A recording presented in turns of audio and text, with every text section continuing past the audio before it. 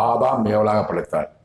அப்புறம் அவர்கள் பல கொத்தனங்கள் உருவாக்கி பல ஜனங்களை பல பழகி பிரிக செய்து உலகமெங்கு பல ஜனங்களை பிரிக செய்தார். ஜனங்கள் கூட்டமாக இருந்தாங்க. குடும்பம் வந்து அடையாளம் தெரியாது, யார் என்ன எந்த குழு தெரியாது. குழுவாக பிரித்தார், குலகுலமாக பிரித்தார், நாடு நாடாக பிரித்தார், தேசமாக பிரித்தார்.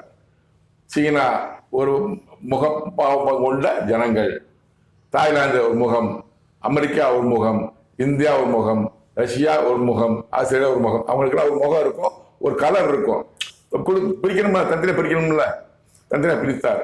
மதங்களாக பிரித்தார். இயேசு கிறிஸ்து வந்தாரு, கிறிஸ்துவ மதம். முகமது நபி வந்தாரு, முஸ்லீம் மதம். அதுக்கு முன்னாடி வந்து மோசே வந்தாரு, யூத மதம். இது மாதிரி மதங்களாக பிரித்தார். இந்துக்கள் கிருஷ்ணர் படுத்தாரு.